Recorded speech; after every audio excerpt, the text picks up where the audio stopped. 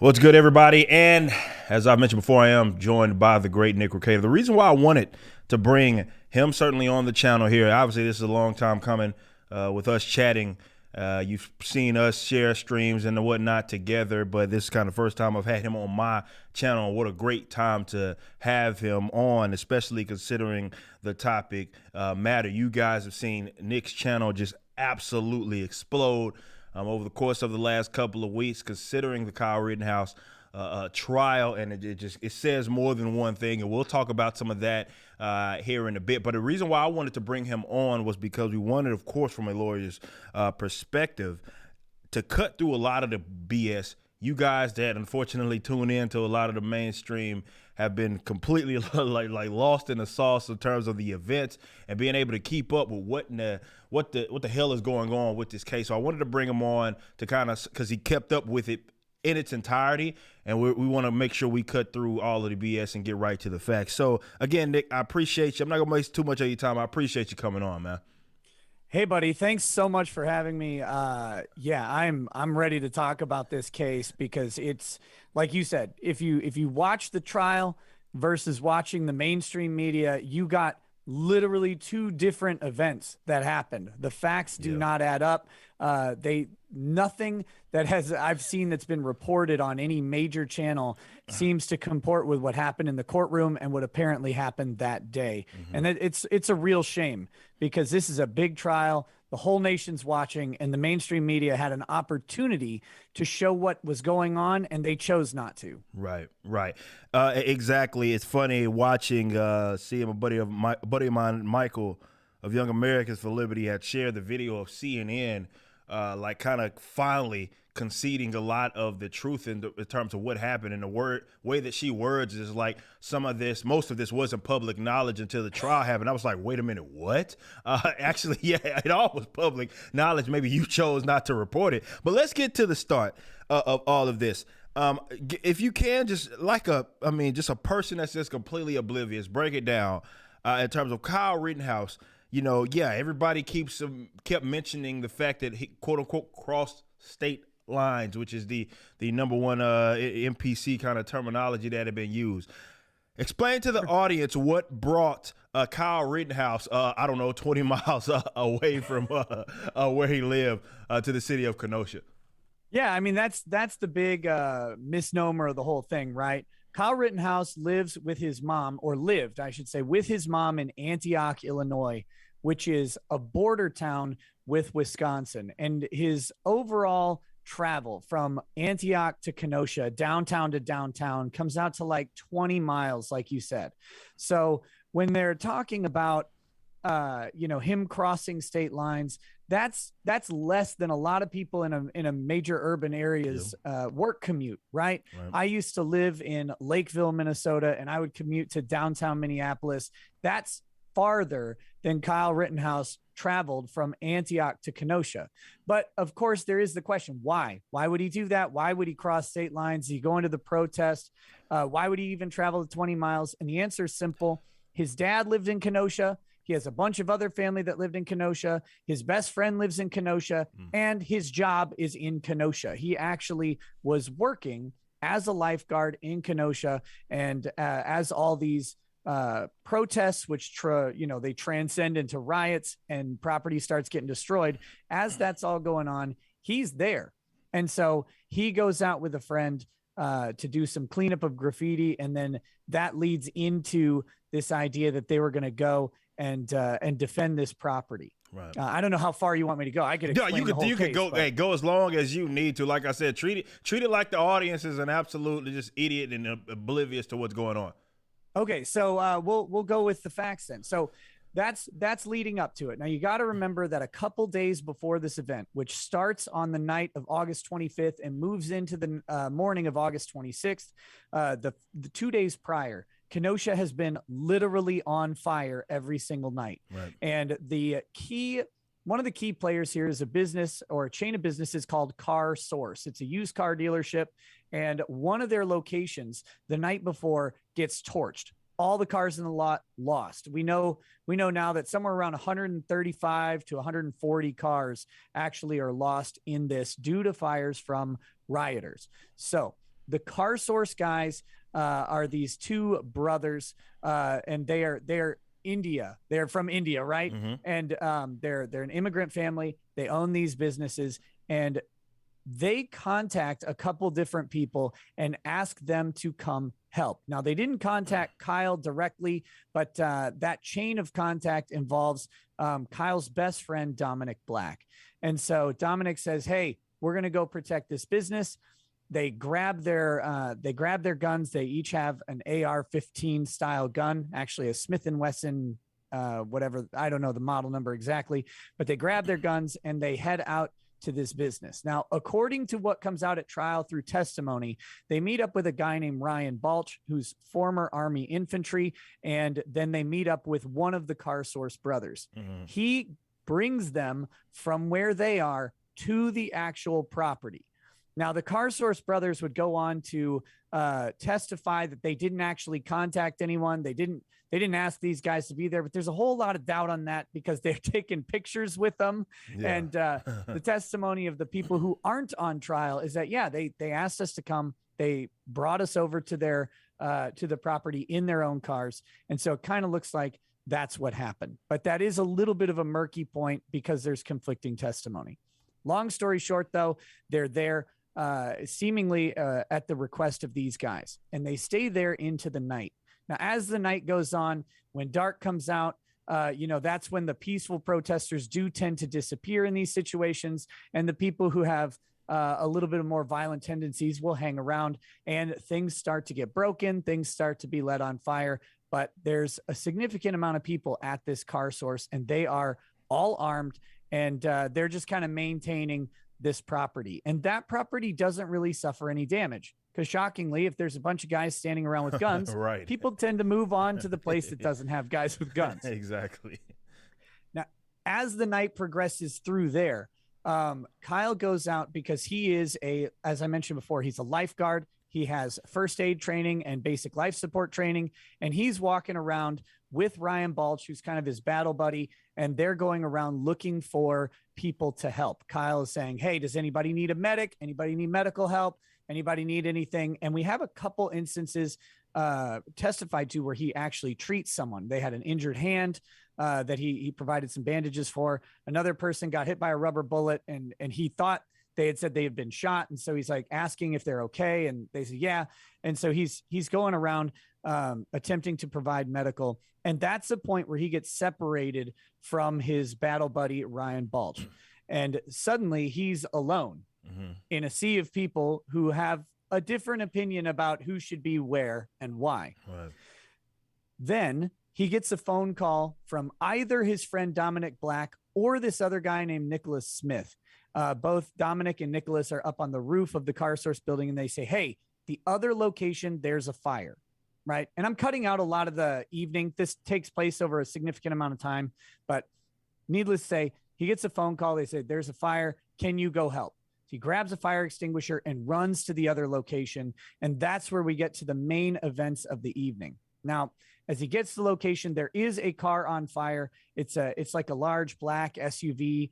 They keep calling it a Duramax at trial. I don't know if a Duramax is a car model or something like that, but that's what they're calling it. Yeah.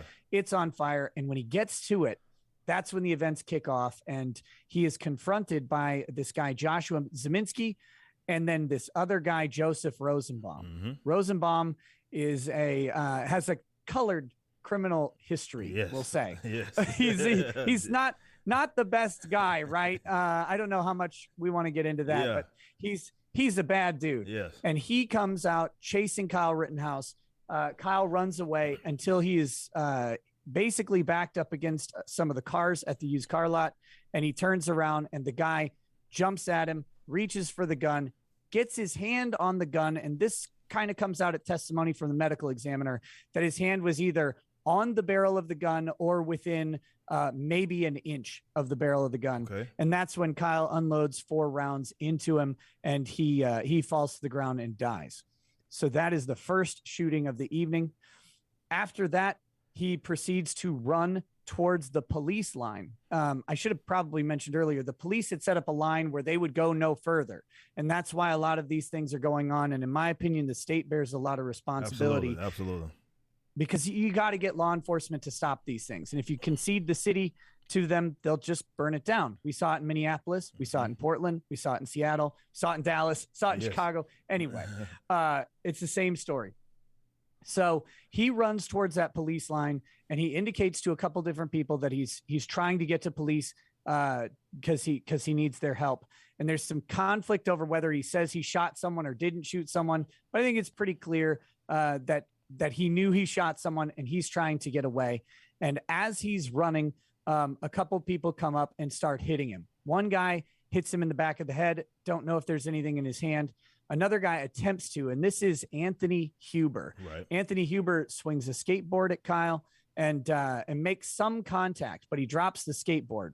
Shortly after that, Kyle falls to the ground, and then he is attacked by a guy that the defense called Jump Kick Man because they said they were unable to identify him at the time. It has since been alleged that he's a different guy. I won't get into that allegation because it's not fully proven. Okay. But either way, he jump kicks at Kyle while he's on the ground, and he ends up his foot makes contact with Kyle's face, and Kyle fires 2 rounds but misses him. That guy runs away and is never heard from again. Anthony Huber picks up his skateboard and comes back, and he actually hits Kyle Rittenhouse in the head with his skateboard and grabs the barrel of Kyle Rittenhouse's gun and is pulling it, trying to get it away from him. Mm-hmm. While this is happening, kind of points the barrel into his own ribs, and Kyle pulls the trigger, and that guy ends up dying just a few moments later. He stumbles 3 or 4 steps, falls to the ground, and dies on the scene. Right after this, a guy by the name of Gage Grosskreutz, who's another protester who has a Glock in his hand, walks up to Kyle Rittenhouse, and at first he raises his hands up. He's got the gun, but his hands are up, and Kyle kind of, I don't know if he relaxes or not because this happens really, really fast, but that guy then drops his gun towards Kyle Rittenhouse, and at that point he pulls the trigger again and shoots the guy in the bicep, ending that encounter. He gets up and is then able to run to the police. You hear a lot of other gunfire coming from not Kyle at this time. He does turn back and check the crowd, but no one's following him. So he gets to the police, who end up saying, "Yo, go home. Just get out of here." And they don't do anything to him. So he goes home. Then he goes somewhere for a little bit, kind of recuperates, meets back up with his friend Dominic Black, and then he heads back to Antioch, Illinois, and turns himself into the Illinois police. And that's the encounter. Okay. So that right there was, you just got everybody that's listening to this. You just got basically a rundown of what exactly happened. Now, of course, this unfortunately made it to trial. So we have to sit up here and then we have to kind of refer to and go through a bunch of the laws, let's say, that are necessarily intact. Now, let's start with the whole cross state lines with a weapon, which you heard a lot of people have. Let's say that. Now we know that never happened. Could you explain where the gun was, and also how that does not conflict with this law? And I guess I'll piggyback off of it because with this one particular law referring to youngsters, I believe under the age of 18, owning certain weaponry, I believe in 3C of that particular law, it does specifically reference shotguns and long barrel rifles, and them being able to be in control of it if it doesn't come into conflict with this other law that's a hunting law, and of course referencing the barrel of the actual rifle. Could you explain that part? Because that's the part that you still hear people just up in arms, like, well, he at least should have been charged with illegal possession, and it's like, well, no, he was able to legally carry. Could you reference that? Yeah, absolutely. And could you explain are my favorite words to hear. Yeah. No, but yeah, man. So like I said, he lived in Illinois, and in Illinois, there are different laws than there are in Wisconsin, especially around firearms. And in Illinois, he would not be legally allowed to possess or purchase a firearm of any kind until he is 18. All right. And maybe with the exception of being under the direct supervision of an adult while possessing it. But that's a separate issue. Doesn't matter because none of this happens in Illinois. Importantly, That gun, as far as anybody knows, as far as everyone has testified to, has never left the state of Wisconsin. He was going on a trip up to some land that Dominic Black's family owned, and they were going to hang out, do some target shooting, whatever they were going to do. And Dominic had one of these rifles. So they stopped at a store and he said, "Hey, can you get me one of those rifles?" Now, who knows what happened in that conversation actually, but what was testified to at trial by both Kyle and by Dominic is that Kyle gave Dominic money. Dominic said, "You can't buy this. So what we'll do is I'll buy it and I will hold it until you are 18. Right? Because Dominic is 18. So he goes in and makes a purchase of this firearm. He takes it. They go up to the range area or whatever that they have for target shooting. They do some shooting. And then when that gun goes home with Dominic Black, it is put into a safe by Dominic Black's either father or stepfather. I don't quite remember if it's father or stepfather. Doesn't matter. It's put into a safe at Dominic Black's house. And the only time Kyle Rittenhouse ever had any access to this firearm was with the permission of Dominic Black, who is an 18-year-old adult male. So up until that night, you know, Kyle has never been alone in possession of this rifle that we know of. But on this night, because of the riots, Dominic Black testifies and says, "We took it out of the safe. My dad took all the guns out of the safe because the safe was in the garage and they didn't feel that was secure, and brought them inside the house." And then there's some conflict over whether he told Kyle to go get the gun or if Kyle just got the gun on his own. But needless to say, Kyle brings the gun with him and he and Dominic go to do everything else we just talked about. Right. And Dominic says he never told him, "Hey, why'd you get that gun?" or "Hey, you shouldn't have that." So that's the status there. But we find out that none of this actually matters. Because first, the gun never crosses state lines. And the reason people make a big deal out of it is because there may be an issue with quote unquote gun trafficking a firearm across state lines to commit a crime. That could be a federal issue, but it won't be here because there's nothing to indicate that gun ever left the state of Wisconsin. I might have said Washington. I mean, Wisconsin. Anyway, so with that, that's not an issue. So the next question is, can Kyle Rittenhouse possess or hold or carry or go armed with this rifle? And that was a point of contention. He was actually charged of the law you referenced, minor in possession of a deadly weapon. And in that law, it classifies any firearm, loaded or unloaded, as a deadly weapon. And it says that if a minor is in possession of or dangerous weapon, I should say, a minor is in possession of a dangerous weapon, this is section 2A, then they are guilty. It's very clear cut. But you mentioned section 3C, which is the important part and a big argument in the case. Under section 3C, it says when the weapon in question is either a shotgun or a rifle, there are exceptions. It says this section does not apply. And the section refers to the whole thing, not just 3C. Those are subsections. But it says this section does not apply if this is a long-barreled rifle or a short-barreled rifle. Or no, sorry, if it's a long-barreled rifle or a long-barreled shotgun. Then it doesn't apply unless the person does not comply with the next two statutes. And the next two statutes are both hunting statutes, as you mentioned. But it's both of those statutes. And the first one applies to only people under the age of 16. Yep. So the way this law works out, and it's clunkily written, it's hard to kind of read at first glance, but if you do a careful read of it, it basically says, if you are under 18 and possession of a dangerous weapon, then you're guilty. However, if that dangerous weapon is a long-barreled rifle or long-barreled shotgun, then the next step applies, and that changes the age down to 15 and under. So it means that a 16-year-old or a 17-year-old can possess or go armed with a rifle or a shotgun, so long as it, complies with the National Firearm Act barrel length. So 16 inches barrel or 24 inches overall length on the gun.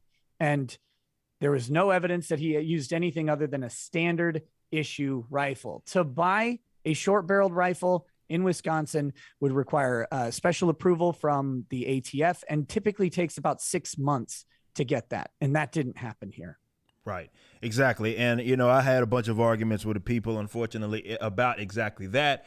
Because even despite this being a public trial and this information being out there, there were still people under the actually referencing that law that you are and completely skipping 3C. I had a guy screenshot it and just actually almost purposefully, it felt like, cut that part off. And I'm like, wait a minute, if you kept reading, you'd see that no, this is why that those particular gun charges were dismissed, because he was absolutely in the right to be able to be in possession of that, considering his age and the fact that he was not in violation of those other, either the hunting portion or the fact that, you know, in terms of the barrel length. Yet still people, unfortunately, are saying that, which, you know, kind of leads me to the next point. So we know, considering, be it video evidence, drone footage, all of this stuff, we have it from different angles, all of these different encounters, and actually, you know, thank God, because it seems to help him out.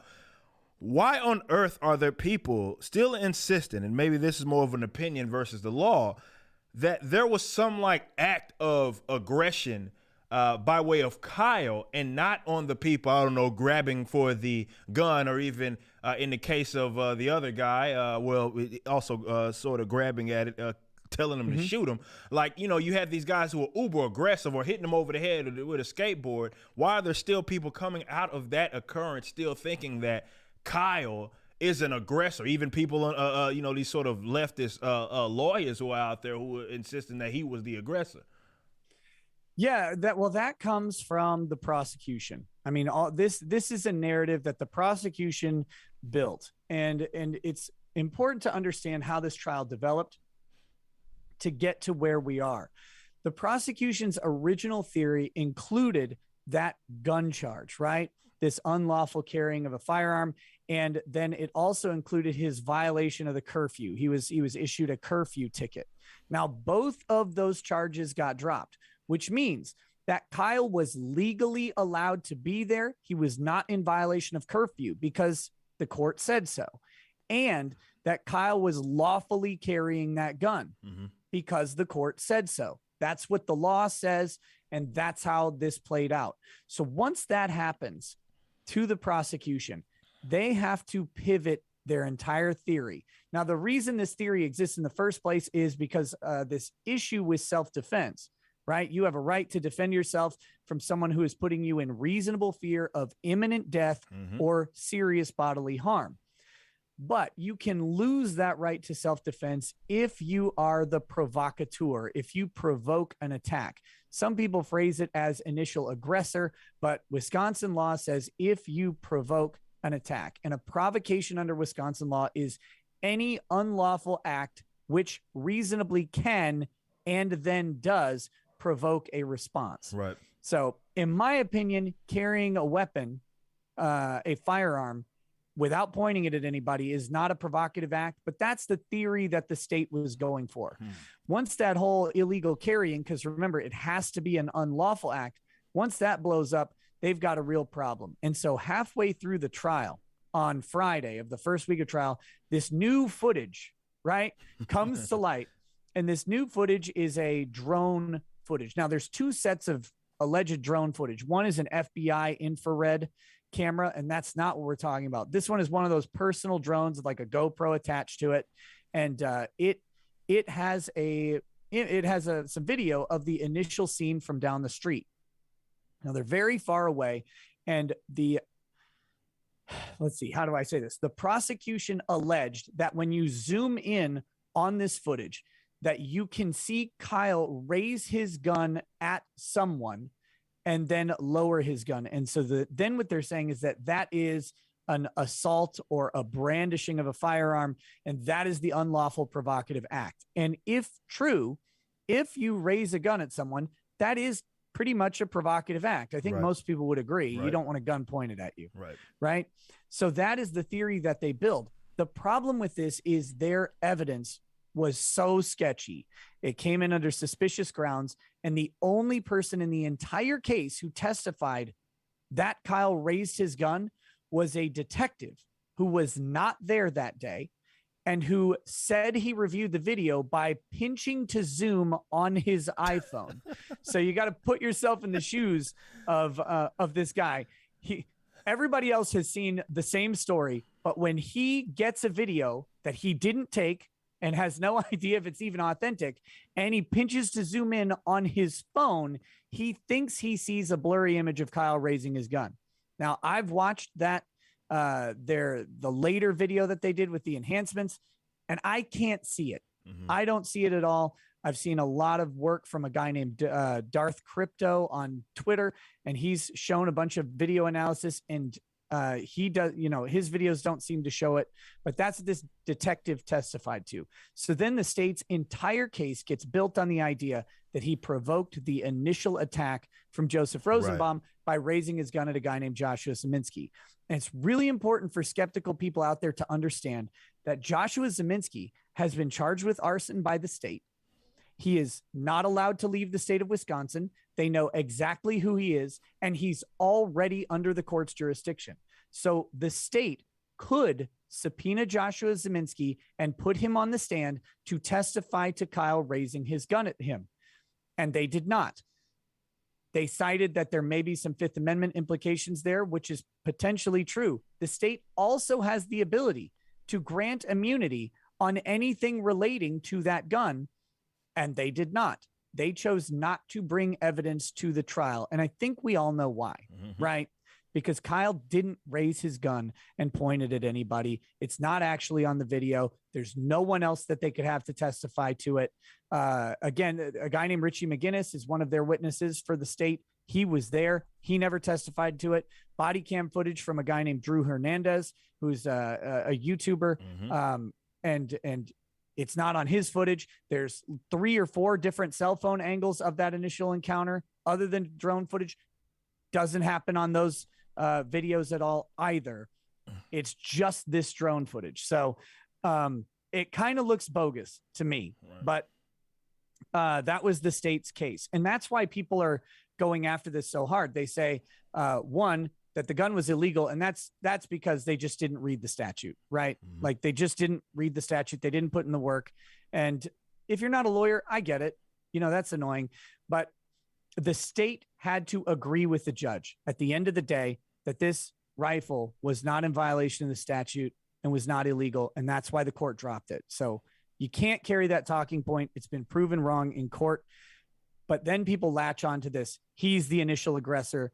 And it's all based on the state coming up with mid-trial. This was not in their opening arguments. They had not come up with this at all until that drone footage came in mid-trial saying, oh, he raised his gun and pointed it at someone. Wow.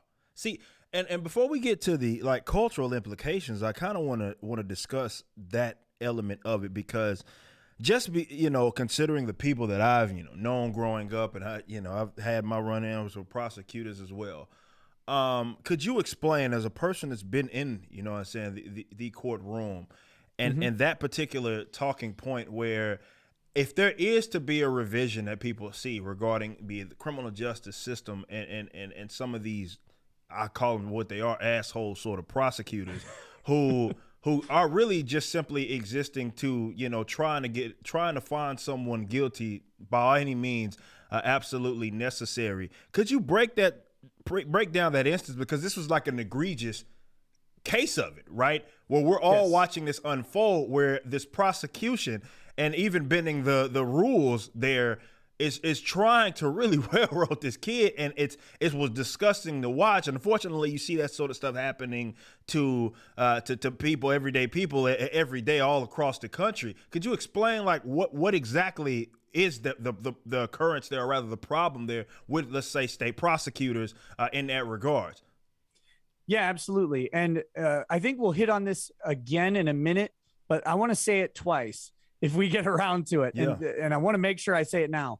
If you think that this prosecution, like if you're someone who thinks that Kyle is innocent, that he didn't do anything that to deserve going to prison forever, and you think that this is unique to Kyle Rittenhouse's case, or you think that this is entirely culturally motivated. And I think there are cultural motivations, but the way the prosecution conducted themselves, this is not unique. Yeah. This is not a case of someone trying to get, quote, the right, or anything like that. This is not a right versus left issue. This happens to people on both sides of the political spectrum, and it happens to people of all income classes every single day in America. And the reason it does is a couple things. And it starts with this understanding that you have to have with lawyer ethics, which I know sounds like a joke to people, but we actually have a set of rules that we have to follow, and prosecutors have their own special extra rules. I'm a criminal defense attorney from time to time, not super often, but I'm not bound by prosecutor rules. Prosecutors are. And the first rule of prosecution is seek justice, not convictions. So they have an ethical obligation to try and find justice, not to put people in jail. Mm-hmm. Now, there's a whole lot of things that incentivize them the other way.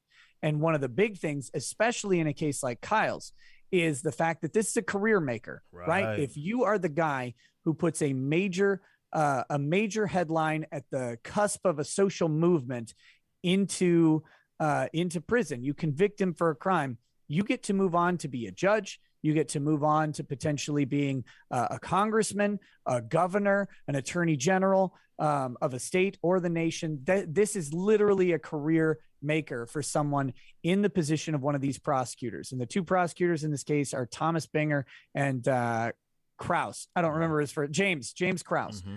And so these guys have the opportunity to make a name for themselves, and that can incentivize people to do some things in bad ways. So with that whole idea of seeking justice gets tainted when you incentivize it. Now, the second part of that is equally important, and that is this idea of prosecutorial immunity.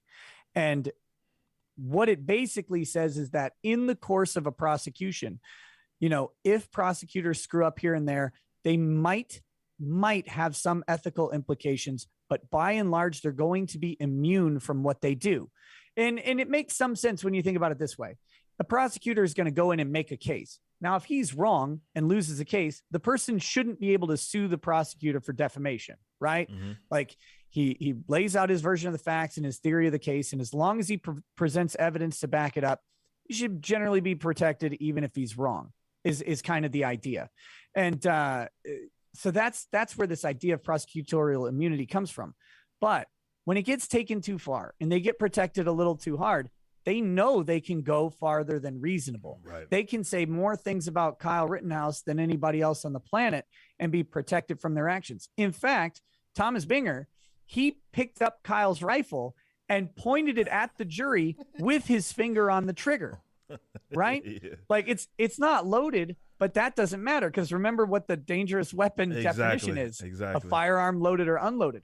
That's felony assault, and it would be 18 counts of felony assault if anybody else did it or in some other circumstances it was done. And so that immunity plus the incentive gives them leeway to basically, and you hope that they don't, but basically lie about what happened and to manipulate evidence. And we could get into a long discussion about that drone footage, right? But there's a whole lot of problems that involve them not giving the same file to the defense and all of that stuff. And if you did that in a civil case, you'd be paying the other party's fees, right? Like you would be sanctioned for it. You could be disbarred if it got bad enough. And the stuff that they were doing in that courtroom was frankly disgusting and offensive to the notions of justice.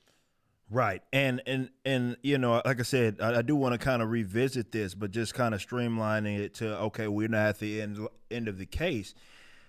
We've seen, Nader, and we've seen other representatives try to get the Department of Justice involved. Just from a legal perspective, is that something that could then be entertained, and would Kyle be in some sort of jeopardy in the event that was something that was pursued? Yeah, it is possible. Now, it's important to remember that the guy calling for it publicly is Jerry Nadler. He's a congressman. He does not have the ability to direct the Department of Justice to do anything. They can refer something to the Department of Justice. I mean, you or I could too, right? Like we could send a complaint to the Department of Justice, says, hey, you need to look into this. He's going to get a little more attention because he's a congressman, but he does not actually have control over that. That's going to go straight to the Attorney General, Merrick Garland, and his office. They would make prosecutorial decisions at the federal level. Now, we've seen this in a couple other cases, including Derek Chauvin, right? He was convicted of the state crimes.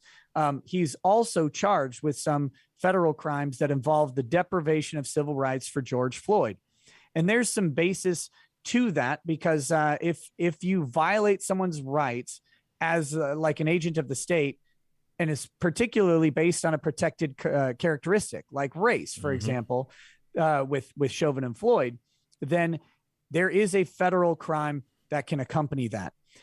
Kyle Rittenhouse, and this may blow some people's minds who hear this, he shot 3 white people, and because I still see people being surprised by that fact. Man, it's sad. But he shot 3 white people, and there's no indication, there's nothing on the record that Kyle Rittenhouse had any particular animus towards any race, including white people, right? There's no, we have no record of Kyle Rittenhouse using racial slurs or being affiliated with any sort of racial group or anything like that. So it would be tough to go after him in the same way. But the reality about federal prosecutions and federal crimes in general is that most people out there actually unknowingly violate federal laws at several points in their lives. And so it's always possible that they can investigate Kyle and find something they could go after him for.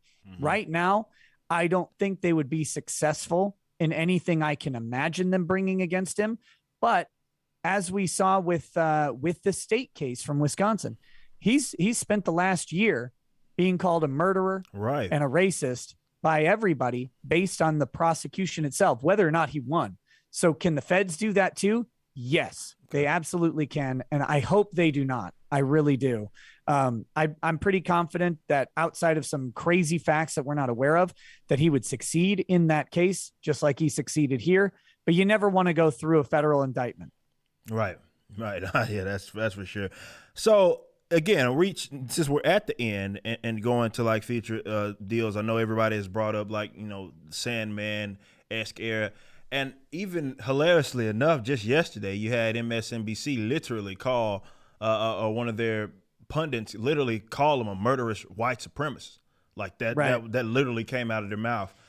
Is there, or do you think that there will be any sort of like Sandman-esque situation where he now starts to go after and suing the pants off of some of these other people who have, of course, those that have painted him in such a light and have made these sort of egregious claims, especially at least after he was basically found not guilty of all charges. They're still clinging on to him, call him something as egregious as like a murderous white supremacist. Is that something that, you think that team would kind of pursue? And also, would they have any grounds to be able to do that?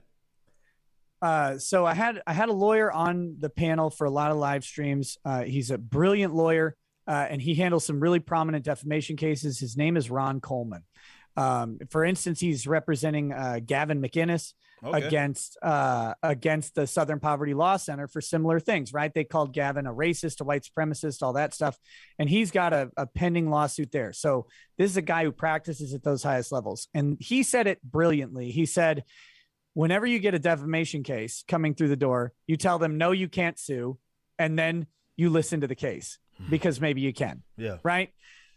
Kyle's case at first glance is really, really tough. I mean, one thing is anybody who said anything about him, at least up until conviction, that's got a basis in the criminal complaint against him is going to be protected, right? This is, the government has accused him of these things and people can draw opinions based on that based on those accusations.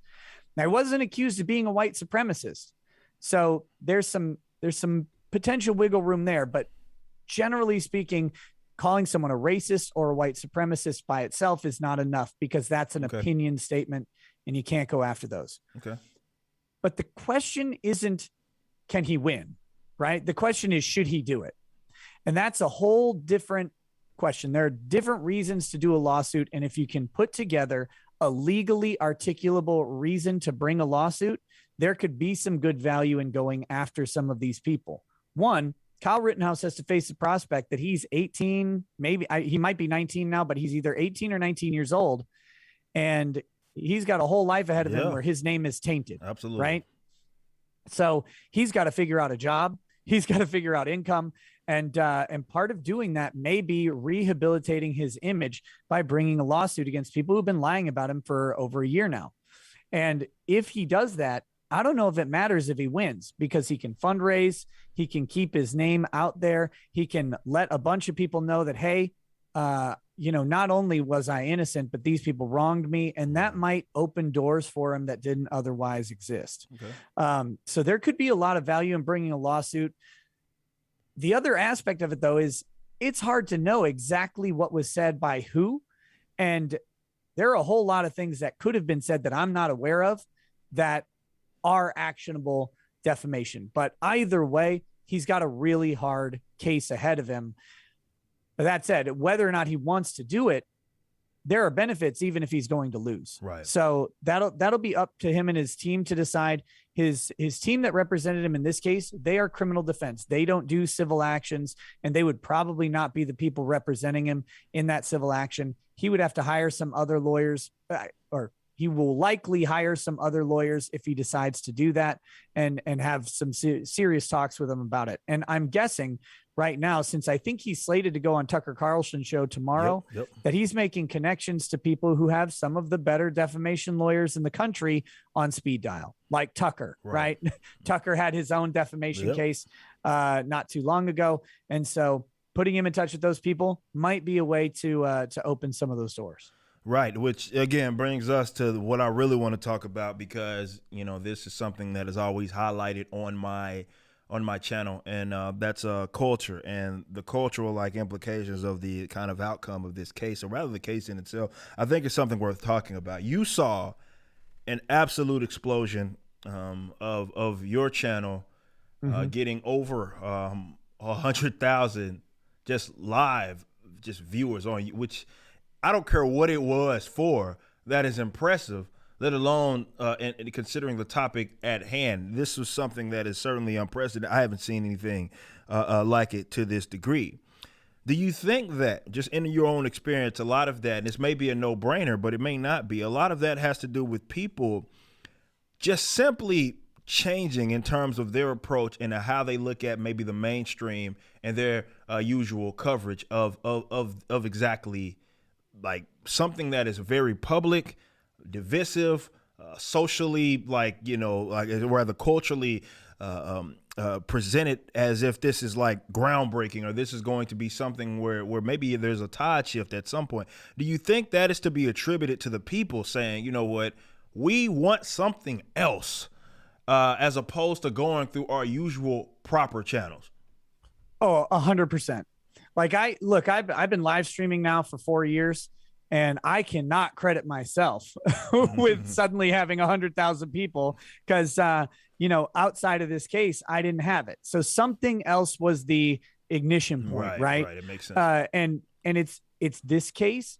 And then it is a combination, though, of what we brought to this case. And when I say we, I'm referencing the panel of lawyers that we had watching this thing. Now, I set out a year ago, I said, when this kid's trial comes up, I'm going to cover all of it. I'm going to try and stream every minute of it so people can see it, and I'll give my commentary, and that'll make me watch it too. Watch it so I'm fully informed. Absolutely. As I started watching it, I was joined by another lawyer, Nate the lawyer, very cool guy. On the first day, he and I are talking, and then another lawyer said, hey, can I join? I was like, oh yeah, sure. Tomorrow I'll get you on. I'm thinking maybe I'll cycle through one lawyer at a time. But then we started to add a couple more people in, and eventually we've got 10 lawyers on this stream watching this trial and providing commentary from a broad range of legal backgrounds and a broad range of expertise, including having a guy on there who is he is one of the nation's experts in self-defense. This guy, Andrew Branca, lawofselfdefense.com. You should definitely check out his book, by the way. But anyway, so we've got these different levels of expertise, different levels of lawyers from different areas of law, some pertaining directly to the case, some unrelated, but we're all saying the same things about the process that's going on. And that's something you cannot get on mainstream media. Right. And could you imagine Fox or MSNBC or CNN trying to put together a show like that, they would have to get all these lawyers that have to somehow break off like an 8-hour block of time to watch through the whole thing and have it broadcast the whole way.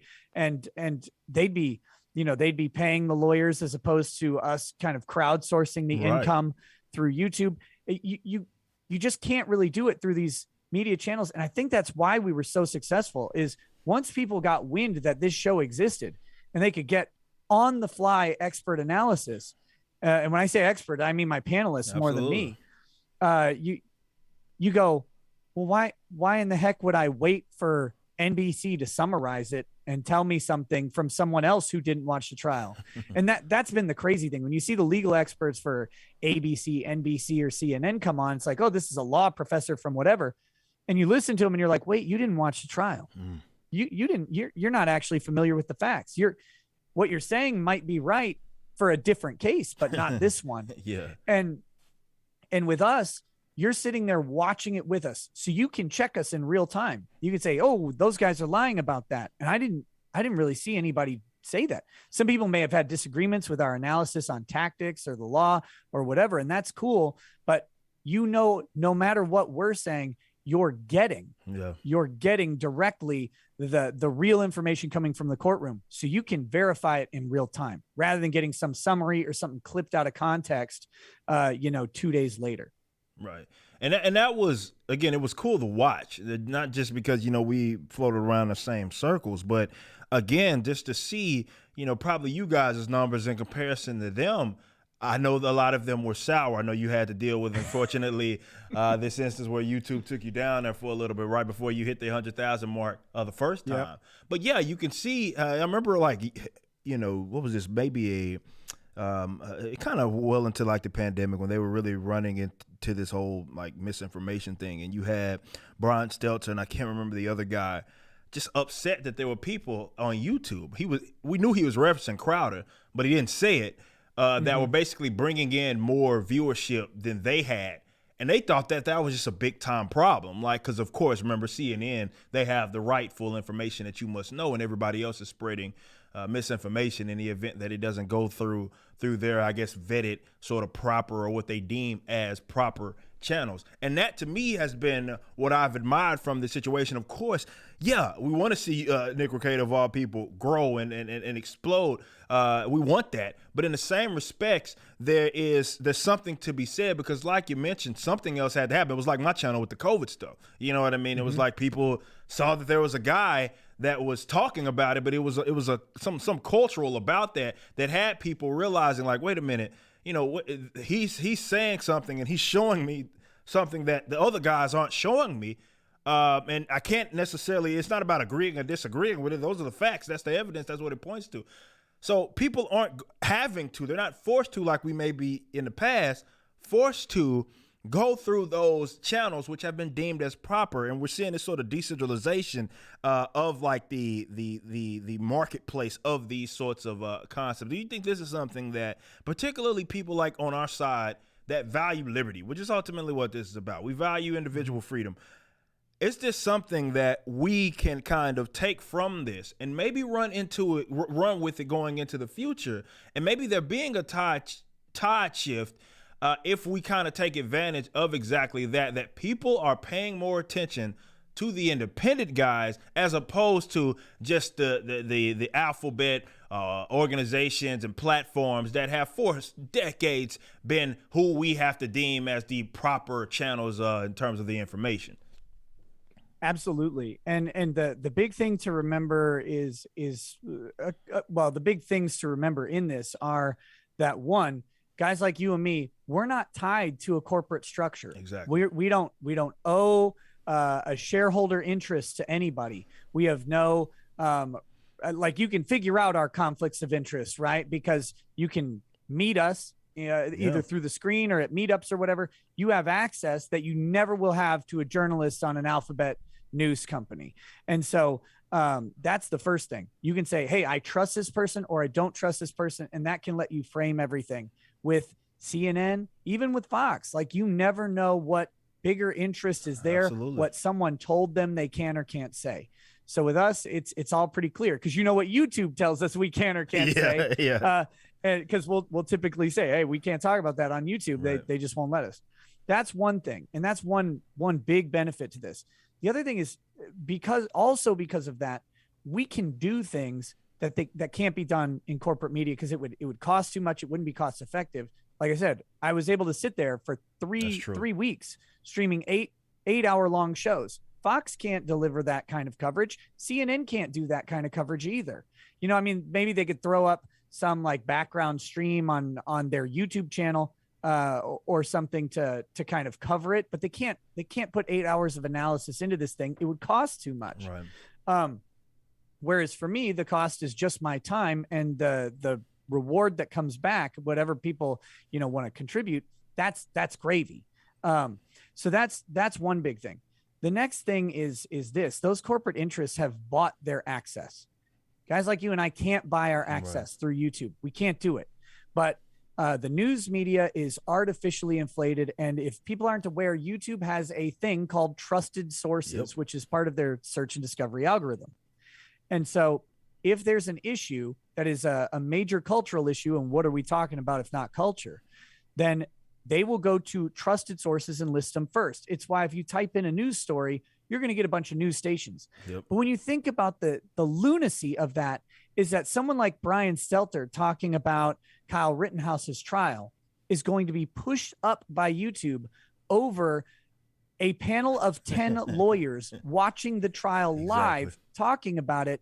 And you go, wait, how is Brian Stelter a trusted source on this versus people who are actually watching it and have the education and training to comment on it? Right. And with that goes into the next point.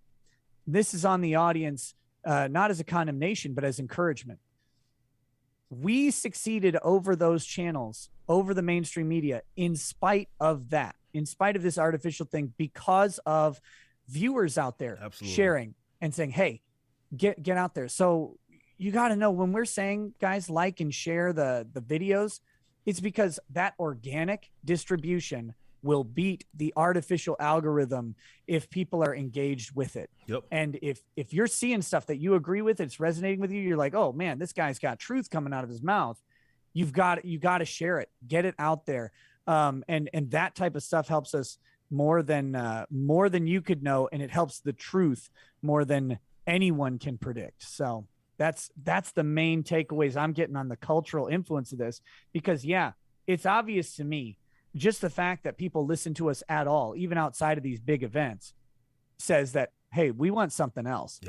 And I'm seeing people, thousands of people over the years who have said, I'm going to sit here and listen to this guy talk about these issues for a couple hours at a time, rather than go to a news source about it, these traditional media sources, because one, I trust this person. Maybe they're more entertaining or whatever. I like their take on it. And I have a feeling I'm getting the truth, whereas I can't trust these other people. Yeah, I mean, it's funny that you mentioned that, because even if you look at whether it be Brian Stelter, it's not like he even close has any sort of legitimate insight or better insight than like someone like you, or again a panel of 10 freaking lawyers. And you see that with a lot of their pundits. Even if you actually look into like a lot of their backgrounds, they don't have any more legitimate like insight than like maybe I do on a particular cultural topic. They're just unfortunately who gets funneled there. So you mentioned it perfectly, and the fact that this is organic, and you have a lot of people because with our instance, they have to go out of their way to kind of go find us, which should be empowering to really everybody that, again, believes in sort of this sort of individual freedom, because we're beating these guys out. Everything's against us. You know what I mean? Algorithm be damned and everything else. Like we're not the ones that are going to be playing by default at the airport or something like that. It's not going to be us. They have to go out of their way to actually support our work or go view us. And people are doing that, which goes to show, despite all those odds, we're continuing to grow at this rapid pace. A lot of people that are in just different sectors, like we got you doing stuff with, you do other stuff similar to us and commenting on some of this cultural stuff. But it's particularly like in that space, and being a lawyer, you have that. And we've seen guys like Nerd Erotic and all these other guys who just absolutely exploding, and they're destroying all of these people who other folks look for in source of entertainment. That's a beautiful thing. It should be, and like it isn't to demonize anybody. It should be encouraging, if anything, to say, look at what we're doing, despite all of these guys having it against us and all of this bull crap that we have to deal with. So I love it, and I cannot speak enough to the fact that it's awesome to see that growth certainly happen. And before we bounce here, I want to know if there's anything going into the future, if there's future cases. We know we got the Ahmaud Arbery thing and all of that stuff going on. Are there future cases that you're looking to maybe keep up? I don't know, do something similar with, or considering you've been going hard nonstop for the last 3 weeks, you may wind down, play some video games on Twitch. Like, what's next for Nick Regatta?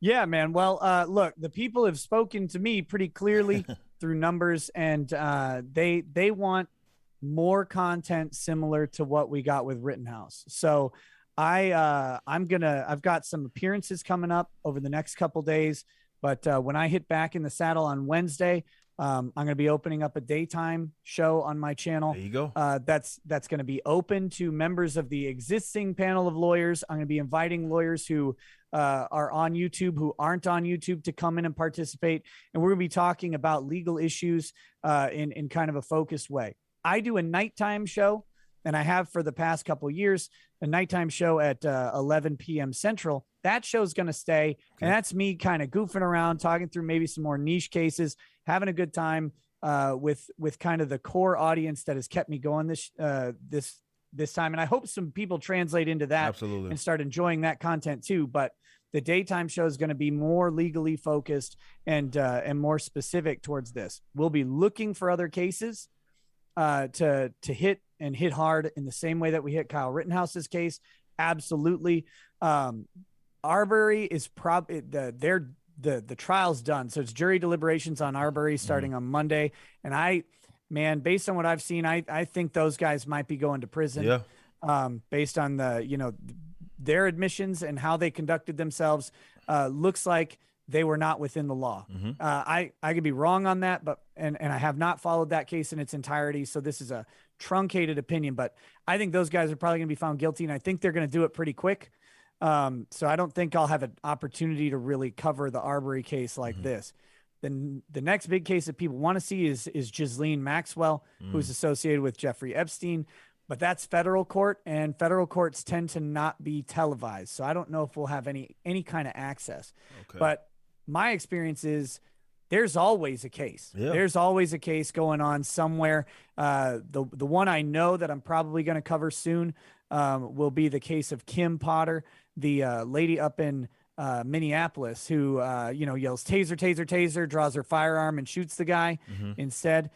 She's charged with murder. There's a bunch of interesting stuff in that case, and I think we just found out that it is going to have cameras in the courtroom, so we should be able to cover that one. Awesome. And that might be the next big case that we cover. Awesome. Well, man, again, congratulations to your the viewership, and we hope that you keep going upward with this. Of course, we'll be linking up soon enough on all of our respective channels. I know we just had you on Tuesday night main event, you and Robert Barnes, and we got to talk a little bit about it. But I'm glad that we can finally get you over on this channel because obviously we have a bunch of crossover with some of our audience, and they need to hear this, particularly because you're way obviously smarter than what I am on this on this instance, and to hear someone break down this case. It's just absolutely perfect. So again, man, I appreciate you. I wouldn't say I'm smarter on the issue at all. I just have the benefit of having watched literally every minute of the trial. But man, like everything I've heard from your opinions on this case is it's right in line with mine. And I think people need to demystify lawyers a little bit. Okay. Like we're good translators sometimes. Like we can take this legal information, the way a statute's written or whatever, we can break it down into English that everybody can digest. But when you look at the facts of a lot of these cases and you get kind of that unfiltered view of them, and you go, okay, all I need is someone to tell me how the law works. Right. And then I can take those facts and apply it to law. And that's what that's what we're supposed to be doing. And there's so many lawyers out there with an agenda that are making that into a problem. real quick, Yeah. every lawyer I've met is an idiot with a degree, and that includes me, right? Like, we have some specialized training, but we're not particularly smarter or better decision makers than anybody else. So demystify Yeah. lawyers, and that's what I hope that the panel that I have does. We're all just normal people, and that means that other normal people can have and come to these same opinions. It's not like some crazy thing. When I'm reading some of these lawyers commenting like on the other side about Kyle, I'm like, are you trying to suggest to people that what they saw on Yeah, those videos gaslighting, didn't man. happen? Yeah. Or that some legal mystery exists that means that their basic opinions about this case are invalid? Like, that's the nonsense we got to get rid of. Yeah, man, we're seeing that obviously in the medical stuff as well. Right now, it's the same exact conversation being had. It's like you have people, unfortunately, being told, no, what you see is not what you see. And trust me, I have a degree. Therefore, I know more than you. And it's like, well, I get that. And you may have that expertise. I don't want to knock you, but still what you're saying doesn't seem to be true. And nor is it lying with the data that I'm looking at right now that you provided me. But no, that's, again, I'm glad that you bring that up because, again, we're seeing that in so many different industries. And it's awesome because, again, it's working towards decentralization of like sort of these ideas and concept that I'm always talking about. Well, like I said, Nick, we're going to have you back, of course. We're going to be linking up yet again soon enough on each other's respective channels because, like I said, there's so much crossover. But most importantly, it is about these issues at hand. And to have people with any individual insight, unique insight, we want to make sure we get that stuff out there for those audiences so they can hear and so they can see and so they can digest that information. And that's huge. So again, Nick, like I said, congratulations on everything it is that you have been doing. Keep that up, man. Keep knocking it out the park. And again, we'll chat soon enough. All right, man. Thanks, buddy. Absolutely, man.